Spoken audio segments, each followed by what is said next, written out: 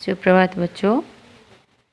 आज हम हमारी छठी कक्षा की हिंदी पुस्तक में जो किसान पद है उसको हम आवृत्ति करेंगे।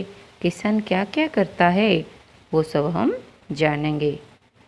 तो हम सब अब देखेंगे किसान क्या करता है। देखो इस चित्र को देखो। नहीं हुआ है अभी सवेरा, पूरब की लाली पहचान, चिड़ियों के जगने से पहले खाट छाट उठ गया किसान।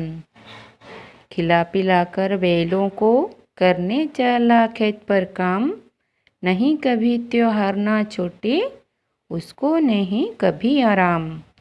गरम गरम लू चलती सनसन, धरती जलती तवा समान, तब भी करता काम खेत पर बिना किए आराम किसान।